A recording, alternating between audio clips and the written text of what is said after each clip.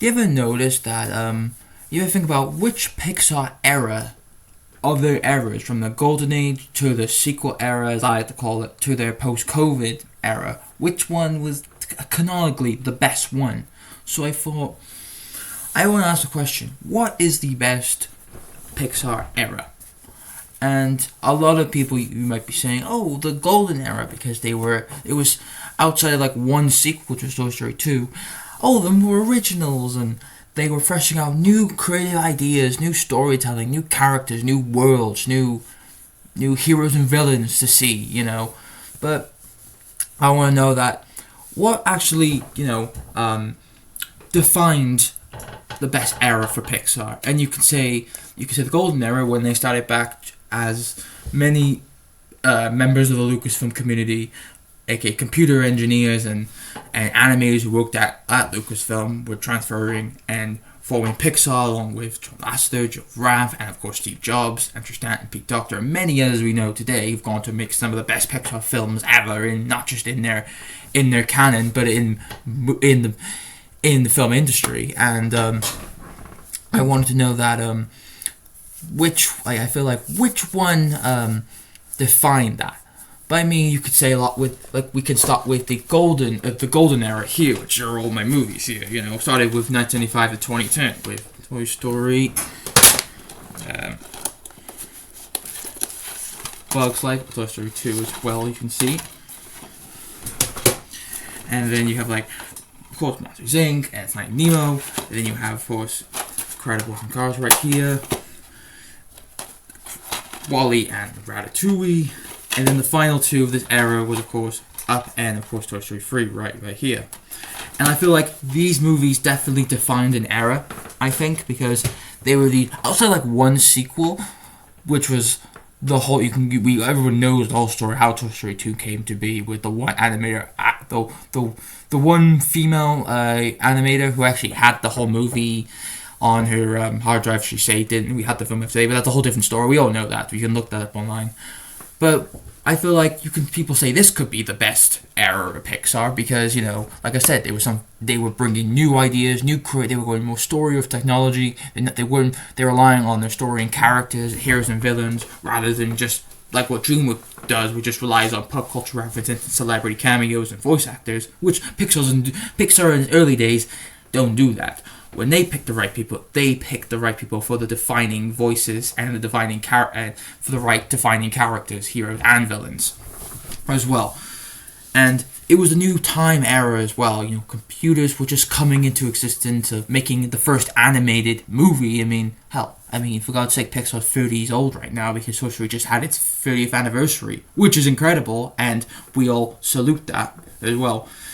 And it was going amazing with the world. I mean, Disney at the time in the 2000s, during Pixar's era, was just not good anymore. They had that big, huge Mount Rushmore, Mount Olympus event with the Renaissance era they had before, which are all classics to me and others all over the world. But I'm like, in the 2000s, they were just sloping down a little bit. They were just going like that.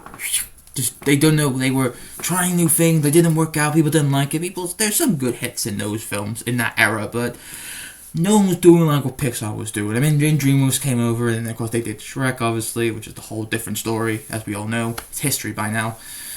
And I mean, you could say that. I mean, because the golden era is the best. I mean, there's so many likable characters, likable songs, set pieces, everything. But then we can also then turn over to the but also, before we get to the sequel, I was going to get to that, but before we get to the sequel era, or I like to call it, there wasn't any, you had, like, the whole idea of, like, because during that era, there was only, like, you can't do any sequels, because when Michael Eisner was in office, before Iger and Chapek, Iger's come back now to fix everything. He said, like, you can only have no sequels, only originals, and most of this era that I just went through, that I just shown you, from Toy Story 2, Toy Story 3, well, you can say that there's like two sequels and the rest are originals, and that's not a bad thing. I'm not against originals or sequels unless they're done well, as well, and not just maybe because they're popular or well known. And I'm looking at you, live action Disney remakes, but they were all they were following that model, and they stuck with it, and it worked really well. People liked it. People got into it. We loved it. It was something new, something fresh. People taking elements of what we know and mix it with something new, And things were alright with the world. But then, of course, as we head into the 2010s, and of course, Disney, of course, was buying the MCU, which became the most heavenly glory in modern times. And of course, Star Wars, sadly, for better or for worse, and there's tons of videos on that. I know the Star Wars Disney story like back to front, but for Pixar, on the other hand, the sequel era kind of dwindled. They think they were moving in. They were just finishing up Toy Story 3. They were like, oh, we can keep going. We're like a train that don't stop moving, But then sadly things got a bit on their hands, and they got to dwindle a little bit. And then we had, of course, the sequel era, if you will. Here you can see right here, which began with Cars 2 here, which is arguably, I would say, still one of the worst, obviously, but hey, I'll take it over something like Good Dinosaur and Lightyear. And then, of course, we had Brave, Monster University, the original Inside Out, Finding Dory, and then we have I have Good Dinosaur because that movie's terrible. I didn't want to buy that on DVD. But then they have Cars 3, the first Coco, I know I said the first, but they're sadly making a sequel, which I'm not happy with. You can tell by my face. And then you have Incredibles 2, which we're getting Incredibles 3 very soon. And finally, Toy Story 4, the one people think it should have been made, but I think it should, and I hope the fifth one probably be the last one. But when we get to the sequel era, which began in 2011 to 19, I know technically the first sequel in the 2010s was Toy Story 3 to Toy Story 4, but we're talking the eras right now. And I feel like this one was a bit too much. You can tell there's a lot of... They were trying to franchise their original characters, but there's nothing wrong with that. We've seen best sequels that come out 10, 20 years later, and the rest are great. Like, for every Mad Max, for every... there's a dozens out there, I just the one I can think of off the top of my head of, like, sequels that come out 10 to plus years later, Not counting comedy ones, but... And these ones, I mean... There was like massive gaps between the Toy Story ones. I mean, there was a few gaps in between the ones based on the classic movies, but I think there were some good hits in there. Like you had like Inside Out 1, you had Monsters U, Incredible, both Toy Stories, and then sadly you had the two worst ones, which was Cars 2 Brave. So they're not all bad, but you can tell they were lining way more into their into their franchises, trying to expand of course, grow the universe and their worlds and flesh out these characters more. Some were good, some were not so good, but also you can also look at the behind the scenes that there was a lot of fractions going on. The MCU was forming, Star Wars was coming back into our culture with the new trilogy. Sadly, didn't go down very well, as we all know. Then, of course, Disney just had their new modern renaissance, if you will. With the likes of Wreck-It Ralph, Tangled, the Frozen Mania, of course, as I like to call that, and Zootopia, and Moana. And that kind of was people got more interested in that era than it was in this era for Pixar because most of them are sequels. There's nothing wrong with that. I mean, some of them are great, some are not so great, like I said, but it's not all bad. And of course, there was stuff behind the scenes. Things were shifting around. Johnster came out being a creep during the whole 2017-18 Me Too movement, and things moved around. And of course, and then Disney was just in that era of the Marvel Infinity Saga, and things were just kind of moving away. But they're not all terrible. I think some of these are absolutely. Some of these have got really great hits and not all bad, I mean, they're all good, but not a lot. There are some great moments in this, but it's not like it's not. And I'm not saying all of these films in this packet here are all a 10 out of 10. Some of them are let's say from 9 to 3 or 4, I would say, or even high a little bit, but I don't know. But then Area 4 like, oh okay, we can maybe if this era wasn't the best, maybe we could like before we can try the next era. And sadly, I haven't got like the ones that came out on Disney Plus because they came out on Disney Plus, which I'm going to right now. I only have Lightyear, which is honestly one of the worst films I've seen ever. I mean, it's arguably one of the worst origin story movie within a movies, because basically this is the movie that Andy saw basically in the beginning of Toy Story 1 where he gets the Buzz we know, and I thought, come on, this is just pretty bad. I mean, the whole movie's terrible anyway, but this was during, of course, their post-COVID era, which we had Soul, Luca, Turning Red, and Onward for now, and Elio, which, by the way, I take all those movies over this one. Easy. This is definitely their weakest one. And, of course, their post-COVID era, which went from 2020 to where we are now in 2025, isn't looking great because you had COVID, you've had Disney Plus, before Disney Plus came around, and most of these were shipped onto Disney Plus. If COVID even existed, they probably would still be in cinemas, and I think on Disney Plus, and they probably would do well. But nowadays, when you look at Disney properties, mainly Marvel and Star Wars, they just get like people know they come out on Disney Plus like 3 months. Like that's recent. Like some of the Marvel movies, like if it isn't if it isn't like a Spider-Man or Deadpool, which will make money, which will bring in people because we love those characters. But if it's not those characters, that's why movies like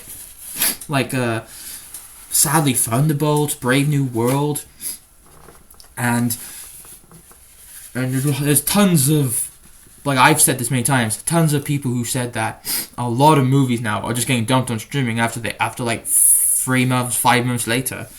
And I probably would feel the same if these Pixar movies post 2019, I saw Light in cinemas. I saw all the rest I saw this and Elio in cinemas, but that was a bit after the COVID pandemic. But I saw all the others on streaming, sadly, because of course, the world was shut down for 2 years, and we couldn't really go anywhere. And those movies are really good. Like I would say 3 of them I like, which is Turning Red, Soul, and Luca. I think, and I say Elio is pretty good, but not as good as those 3, very much. And I just feel like if those movies did better, they would have done better. But I don't know where we're gonna go in this. I mean, we're kind of out now of this post-COVID era. Their next era is gonna be basically like they have Hoppers next year. Then they got, of course, Toy Story 5. And then they have the Scato movie about a cat. And then they have Incredibles 3. And those they got Coco 2, which I don't like. But all the others I'm down for, obviously. There's going to be, hopefully, fingers crossed, they're all going to be good. I know people have controversies of people don't like the idea of a 5th Toy Story, but hey, they won't ruin the last one, okay? I don't want it to be like a Fast and Furious type franchise. But let's just hope they do well. But I'll just say this. Overall, I mean, going back to the question as we jump to conclusion, which Pixar era was certified the best? And for me, I know this is kind of an obvious one, but I am going to go with the golden era. I'm not saying anything bad about the sequel era. There was some good moments in there, but you can tell there was a lot of behind the scenes stuff with the changes that was going on behind the scenes with into the movies, with certain character choices, the focus on what characters they chose, some of the backlash that the audience, I have been against the sequel era, but I've had some tweaks and problems, and you could have done this better, why do this, but there's some bits I really like. It's not all doom and gloom. It's not like the worst thing in the world. And even the post-COVID era as well, like from 2020 to, let's say now, 25. That's how you would count the new era. Or we could kind of say that, or like 2020, 2022, something like that. I think really depends. The COVID era kind of was like 2020 to 22, 23. I forgot Elemental. Sorry, I totally forgot that came out. I liked it, but I totally forgot it came out.